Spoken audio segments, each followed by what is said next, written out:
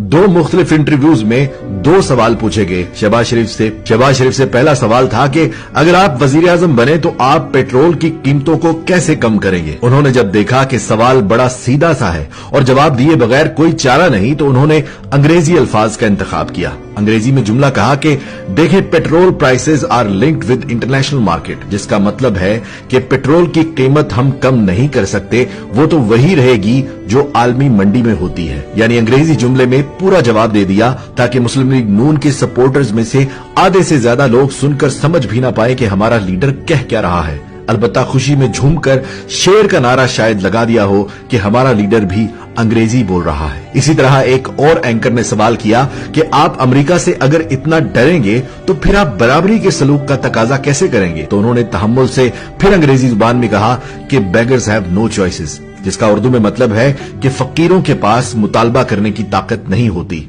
यानी मौसूफ ने एक ही लम्हे में कायद आजम के इस आजाद खुद मुख्तार मुल्क पाकिस्तान को फकीर बना दिया और साथ फिर उर्दू में फरमाया कि हमें अपने बच्चों को पालना है, उन्हें खिलाना है और इसके लिए हम बराबरी की बात नहीं कर सकते। गोया जो सरहद पार से हमारे लिए तंजिया जुमले सुनाई देते थे कि हम फकीर देश हैं, वो बिल्कुल सच कहते थे और हमें इस पर शर्मिंदा नहीं होना कि हम दुनिया की वाहिद इस्लामी एटमी ताकत 22 करोड़ दलेर लोगों का मुल्क काफिरों से बराबरी तक नहीं कर सकता। और इसको मजीद पानी दिया गया ख्वाजा आसिफ की तरफ से, जिन्होंने लाइव प्रेस कॉन्फ्रेंस करते हुए फरमाया कि अमेरिका बहुत बड़ी सुपर पावर है और वो पाकिस्तान की सांस तक बंद कर सकता है, इसलिए हम अमेरिका को कुछ नहीं कह सकते। फिर शहबाज शरीफ का ये एतराज करना कि क्या जरूरत थी न्याजी को अमेरिका को ये कहने की कि एब्सोल्युटली नॉट। फिर उनके बेटे हमजा शहबाज ने फरमाया था कि पहले ये हमें चोर कहता था, अब ये यूरोपीय यूनियन को भी लताड़ रहा है और कहता है हम कोई तुम्हारे गुलाम हैं। ये सब सुनकर मुझे यकीन आ चुका है कि हमारे साबिक वजीर आजम शाहिद खाकान अब्बासी ने